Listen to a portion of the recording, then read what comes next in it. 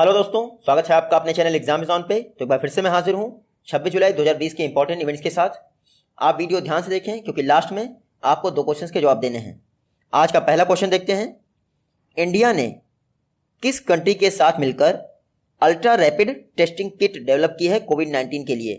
तो recently India ने Israel के साथ मिलकर कोविड-19 टेस्टिंग के लिए एक ultra rapid testing kit develop की है। ये जो अल्ट्रा रैपिड टेस्टिंग किट है, इस किट की खास बात यह है कि 30 सेकंड में, मात्र 30 सेकंड में ये कोविड-19 टेस्ट का रिजल्ट दे देती है। तो आप देख सकते हैं कितनी ज़्यादा तेज है ये। जो इजराइल के साथ इंडिया ने ये अल्ट्रा रैपिड टेस्टिंग किट बनाई है, खास बात इसकी ये है कि ये test kit artificial intelligence technology पे कार्य करती है। तो आप ये फैक्ट याद रखिएगा। इजराइल की बात करें तो ये है मैप में इजराइल। इस समय बहुत चर्चा में है क्योंकि इंडिया ने साइबर सिक्योरिटी पर एक MOU साइन किया है इजराइल के साथ। किस पर? साइबर सिक्योरिटी पर इंडिया ने इजराइल के साथ MOU साइन किया है। उसके अलावा ऑफेक्स 16 एक स्पाई सैटेलाइट है जिसको इजराइल ने लॉन्च किया था। इजराइल आप देख लीजिए मैप में, यहाँ की कैपिटल क्या है? यरूशलेम। करेंसी क्या है? Israeli shekel. देखिए इजराइल के PM है बेंजामिन नेतन्याहू और इसकी संसद का नाम याद रखिएगा आप, नेसेट, KNESSET, नेसेट नाम है इसकी संसद का। नया क्वेश्चन देखते हैं। National transit pass system portal किसके द्वारा लॉन्च किया गया है? तो हमारे इन्वायरमेंट मिनिस्टर प्रकाश जावड़ेकर जी ने national transit pass system portal launch कर दिया है न्यू दिल्ली में। ये हैं प्रकाश जावड़ेकर जी। न्यू दिल्ली में वर्चुअल कॉन्फ्रेंसिंग के द्वारा इन्होंने national transit pass system portal launch कर दिया है। ये जो national transit pass system portal है ये किसके लिए है? जितनी भी हमारी फॉरेस्ट प्रोड्यूस आइटम, उन सभी को क्लियरेंस देने के लिए और सीमलेस मूवमेंट के लिए लॉन्च किया गया है नेशनल ट्रांजिट पास सिस्टम। अभी तक ऑफलाइन क्लियरेंस देते थे हम फॉरेस्ट प्रोड्यूस का, जिससे काफ़ी टाइम लगता था। अब ये national transit pass system portal आ गया है जिससे फॉरेस्ट प्रोड्यूस के लिए ऑनलाइन क्लियरेंस अवेलेबल रहेगा। अभी पायलट प्रोजेक्ट के तौर पर इस national transit pass system portal को 2 स्टेट में, MP और तेलंगाना में इंप्लीमेंट किया रहा है। कहाँ पे? MP और तेलंगाना में। तो आप याद रखिएगा, बाद में कहा गया है दिवाली तक ऑल ओवर इंडिया में इंप्लीमेंट किया जाएगा नेशनल ट्रांजिट पास सिस्टम। इसको लॉन्च किसने किया है? प्रकाश जावड़ेकर ने। नेक्स्ट क्वेश्चन है, उन्नत भारत अभियान 2.0 के लिए IIT दिल्ली के साथ किसने पार्टनरशिप की है? रिसेंटली ट्राइफेड ने IIT दिल्ली के साथ पार्टनरशिप की है उन्नत भारत अभियान 2.0 के लिए। इसमें क्या होगा? जो ट्राइफेड का वंदन प्रोग्राम है उसके अंतर्गत जितने भी ट्राइबल कम्युनिटी के एंटरप्रेन्योर होंगे वो अपने डेवलपमेंट के लिए IIT दिल्ली की टेक्नोलॉजीज का यूज़ कर पाएंगे। तो आप सोच रहे होंगे ये तो वंदन प्रोग्राम के लिए हो गया, तो इसमें ये आपका उन्नत भारत अभियान कहाँ से आया? देखिए IIT दिल्ली या ऑल ओवर इंडिया के जितने भी हायर एजुकेशन इंस्टीट्यूट हैं उनको 5 गांव यानी 5 विलेज में टेक्निकल एजुकेशन या टेक्निकल स्किल प्रोवाइड करने हैं उन्नत भारत अभियान के तहत। तो अब उन्नत भारत अभियान के अंतर्गत ही IIT दिल्ली ने प्राइवेट के साथ कोलैबोरेशन कर लिया है। तो अब IIT दिल्ली को 5 गाँव लेने में मदद मिल जाएगी। तो आप देखिएगा उन्नत भारत अभियान। अच्छा, उन्नत भारत अभियान किस मिनिस्ट्री का मिशन है? नेशनल प्रोग्राम है ministry of human resource and development का। 2018 में 2.0 लॉन्च किया गया था, जबकि 2014 में उन्नत भारत अभियान लॉन्च किया गया था। इसमें हर हायर एजुकेशन इंस्टीट्यूशन को 5 विलेज गोद लेने होते हैं टेक्नोलॉजी डेवलपमेंट के लिए। तो आप देखिएगा, ट्राइफेड की बात करें तो फुल फॉर्म आप देख लीजिए, tribal cooperative marketing development federation of India. 1987 में स्थापना हुई थी। हेडक्वार्टर इसका न्यू दिल्ली में है और मिनिस्ट्री ऑफ ट्राइबल अफेयर्स के अंदर काम करता है ये। नेक्स्ट क्वेश्चन है, स्ट्रेटोस्फीयर की स्टडी के लिए एस्थ्रोस मिशन किस स्पेस एजेंसी ने लॉन्च किया है? नासा ने रिसेंटली एस्थ्रोस मिशन का अनाउंसमेंट किया है। लॉन्च नहीं किया अभी, एस्थ्रोस मिशन का अनाउंसमेंट किया है। 2023 में यानी 2023 में लॉन्च करेगा इसको अंटार्कटिका में। देखिए इसमें क्या होगा, 1,30,000 यानी 1,30,000 फीट की ऊंचाई पर फुटबॉल ग्राउंड के बराबर एक बलून छोड़ा जाएगा। वो स्ट्रेटोस्फीयर यानी समताप मंडल का अध्ययन करेगा। आप सभी को पता है हमारा जो वायुमंडल है कई सारे लेयर्स से मिलकर बना है। जो अर्थ के पास सबसे करीब लेयर है उसका नाम है ट्रोपोस्फीयर यानी क्षोभ मंडल। उसके बाद सेकंड लेयर है समताप मंडल यानी स्ट्रेटोस्फीयर। उसमें 90% से ऊपर जो ओजोन गैस होती है उसी में होती है। और उसकी स्टडी के लिए ही नासा 2023 में एस्थ्रोस मिशन लॉन्च करेगा अंटार्कटिका से। तो आप याद रखिएगा, ASTHROS mission by NASA for analysis of stratosphere. NASA की बात करें तो नियोवाइज करके एक कॉमेट जो कि नासा द्वारा डिस्कवर किया गया था, कुछ समय पहले ही देखा गया है, तो आप याद रखिएगा ये 6800 ईयर्स में एक बार ही दिखता है। नासा का फुल फॉर्म क्या है? National aeronautics and space administration. 1958 में नासा की स्थापना हुई थी ड्वाइट डी आइजनहावर द्वारा। हेडक्वार्टर इसका वॉशिंगटन डीसी में है और वर्तमान में एडमिनिस्ट्रेटर कौन है नासा के? जिम ब्रेस्टाइन। नेक्स्ट क्वेश्चन है QR कोड पर रिकमेंडेशन के लिए DB पाठक कमेटी किसके द्वारा बनाई गई थी? तो RBI ने काफी समय पहले DB पाठक कमेटी बनाई थी QR कोड पर रिकमेंडेशन के लिए, यानी क्विक रिस्पांस कोड पर रिकमेंडेशन के लिए। ये हैं DB पाठक, इन्हीं की अध्यक्षता में कमेटी बनाई गई थी। पर्पस क्या था कि इस समय इंडिया में 3 तरह के QR कोड प्रचलित हैं, जैसे आपका भारत QR कोड हो गया और 2 और QR कोड हैं। उनकी इंटर ऑपरेबिलिटी कैसे सुनिश्चित की जाए, यानी इंटर ऑपरेबल मैकेनिज्म कैसे डेवलप किया जाए, इस पर रिकमेंडेशन देना था DB पाठक को, और RBI ने ये कमेटी बनाई थी, तो आप याद रखिएगा। इसके अलावा RBI की बात करते हैं, इस समय चर्चा में क्यों है? क्योंकि RBI ने अपनी by monthly financial stability report जारी कर दी है। क्या? जो 6 महीने पे जारी की जाती है, इस बार जुलाई 2020 की रिपोर्ट इन्होंने जारी कर दी है। उसमें NPA पर फोकस किया गया है। NPA के विषय में कहा गया है, आप नोट कर लीजिए। मार्च 2020 में जो NPA 8.5% था, RBI का कहना है कि मार्च 2021 में ये NPA बढ़कर 12.5% हो जाएगा, और अगर इससे भी खतरनाक कंडीशन हुई, यानी सीवियर स्टेट हुई, तो ये NPA 14.7% हो जाएगा।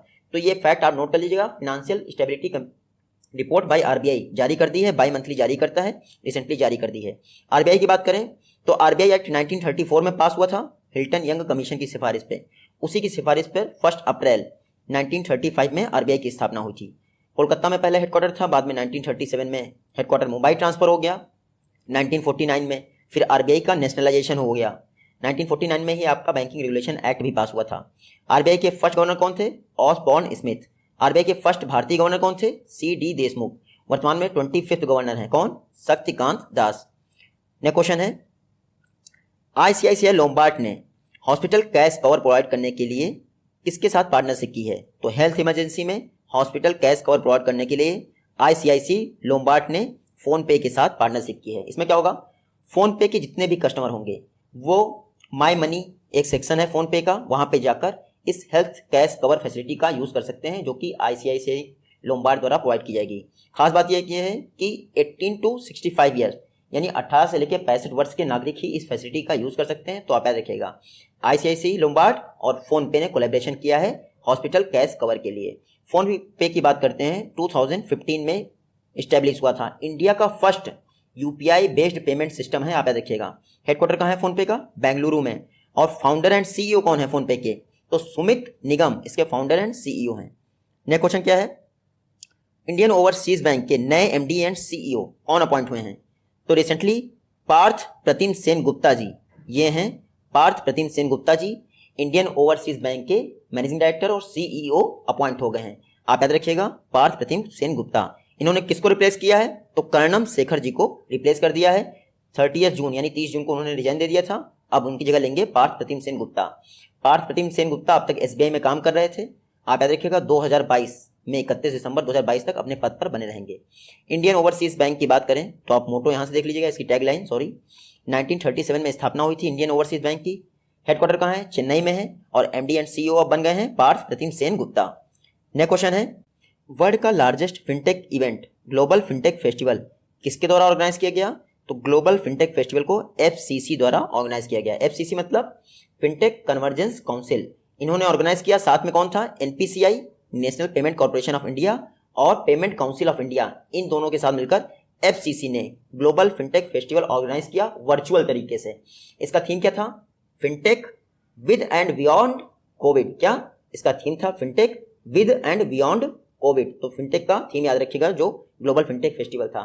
बात करते हैं आपके FCC, इसने इसको ऑर्गेनाइज किया। तो इंटरनेट और मोबाइल एसोसिएशन ऑफ इंडिया के तहत ये एक फिनटेक कमेटी है, तो आप इतना देखिएगा, मुंबई में इसका हेडक्वार्टर है। नेक्स्ट क्वेश्चन देखते हैं कोविड इंपैक्ट से ग्रीन रिकवरी के लिए GCF के साथ किसने कोलैबोरेशन किया है? रिसेंटली ADB ने, एशियन डेवलपमेंट बैंक ने GCF यानी ग्लोबल क्लाइमेट फंड के साथ पार्टनरशिप किया है या कोलैबोरेशन किया है, ताकि कोविड-19 इंपैक्ट से ग्रीन रिकवरी की जा सके। इस समय हम लोग मास्क यूज कर रहे हैं और उसको इधर उधर फेंक रहे हैं, जिससे एक मेडिकल वेस्ट जनरेट हो रहा है जो और ज़्यादा लॉस करेगा। तो इन सब बातों को ध्यान में रखते हुए ADB एशियन डेवलपमेंट बैंक ने GCF के साथ कोलैबोरेशन किया है कोविड-19 इम्पैक्ट से ग्रीन रिकवरी के लिए। मेन फोकस क्या रहेगा इस कोलैबोरेशन का, एशिया पैसिफिक में क्लाइमेट रेजिलिएंट डेवलपमेंट कैसे किया जाए इस पे फोकस रहेगा। एडीबी की बात करें तो कुछ दिन पहले ही $20 मिलियन के कोविड-19 सपोर्ट पैकेज की घोषणा की थी एडीबी ने। और हमारे जो इंडिया के इलेक्शन कमिश्नर हैं अशोक लवासा, उनको एडीबी का वाइस प्रेसिडेंट भी नॉमिनेट किया गया था।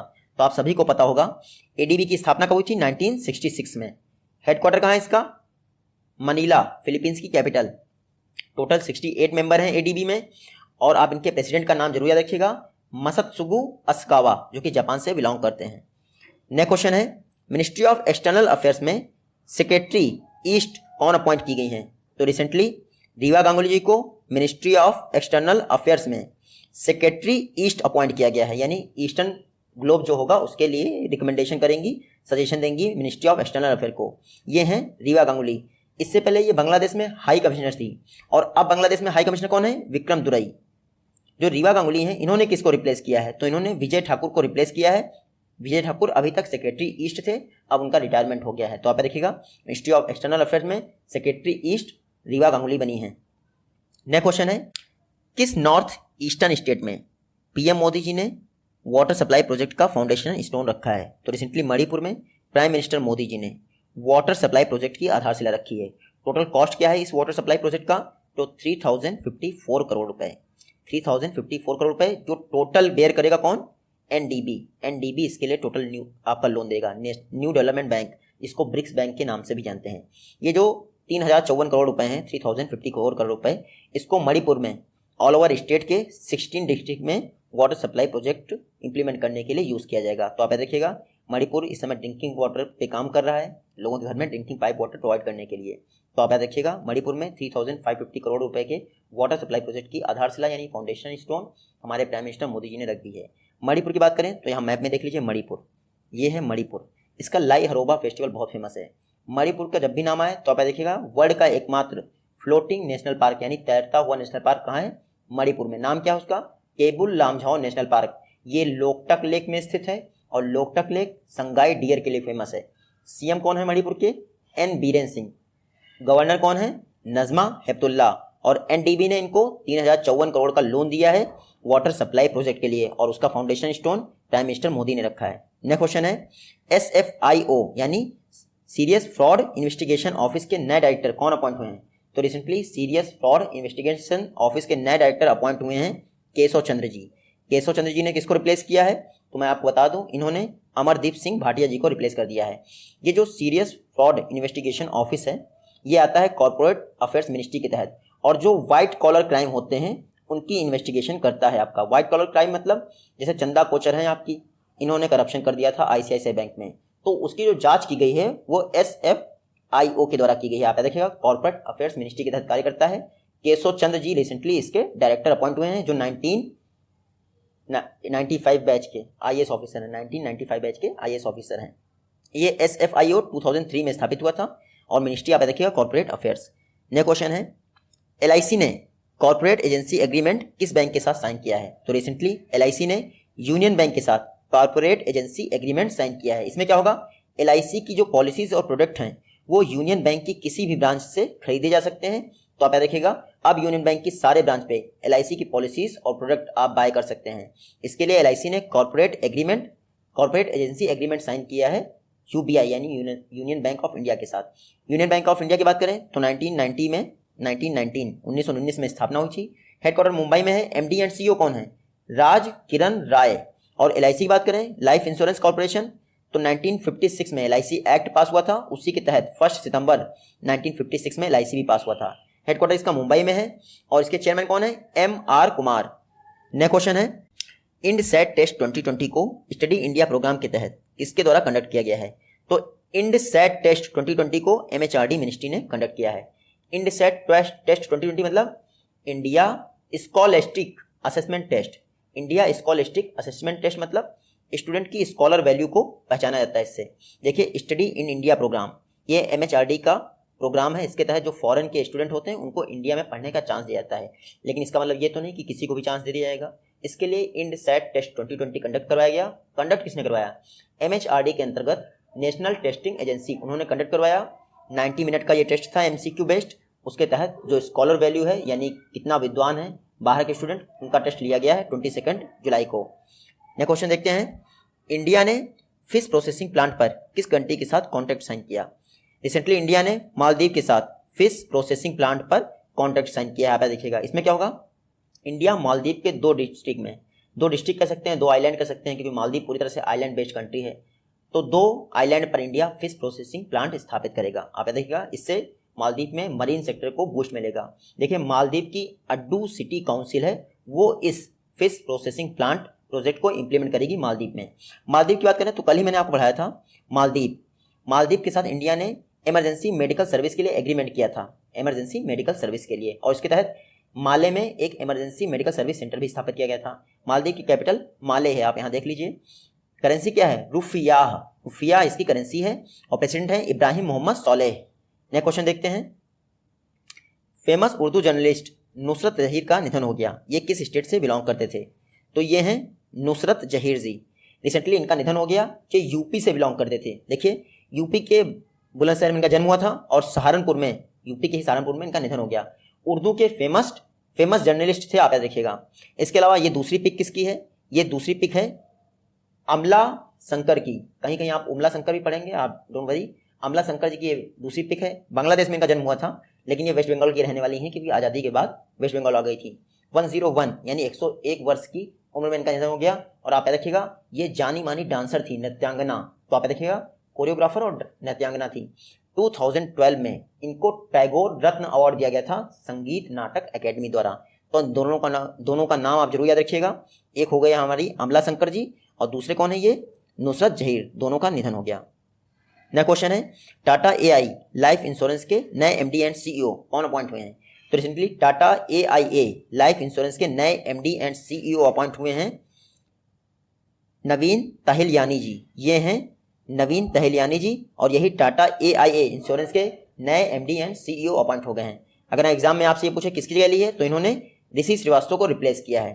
टाटा AIA जनरल इंश्योरेंस के साथ साथ हेल्थ इंश्योरेंस भी प्रोवाइड करता है। रिसेंटली नवीन इसके नए MD एंड CEO बन गए हैं। इससे पहले नवीन किस में थे? तो एक्सिस बैंक, 1 महीने पहले ही रिजाइन किया था एक्सिस बैंक से। अब टाटा AIA के साथ जुड़ गए हैं। टाटा AIA 2000 में स्थापना हुई थी, हेडक्वार्टर इसका मुंबई में है। आप देखिएगा।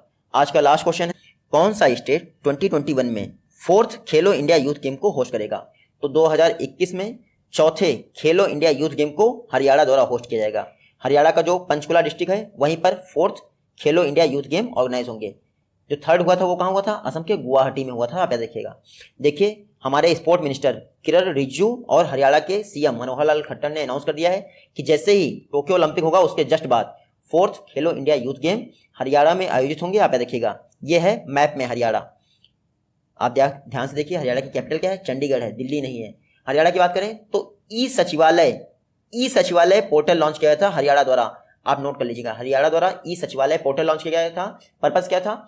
जितने भी CM से मिलने के लिए या किसी से मिलने के लिए अपॉइंटमेंट होते हैं, उनको अब ऑनलाइन कर दिया जाएगा। तो आप देखिएगा, ई सचिवालय पोर्टल भी हरियाणा गवर्नमेंट द्वारा लॉन्च किया था। उसके अलावा कुछ दिन पहले मैंने आपको पढ़ाया था समाधान से विकास, one time loan settlement scheme, समाधान से विकास, ये भी हरियाणा गवर्नमेंट द्वारा लॉन्च की गई थी। CM मैंने अभी आपको बताया मनोहर लाल खट्टर। गवर्नर कौन है यहाँ के? सत्यदेव नारायण आर्य। नेक्स्ट क्वेश्चन देखते हैं। ये हैं प्रीवियस वीडियो क्वेश्चन, और ये हैं आज की वीडियो से क्वेश्चन। आई होप कि आप इनका जवाब दे पाएंगे। मिलते हैं आपसे अपनी नेक्स्ट वीडियो में, तब तक के लिए take care, good bye and Jai Hind.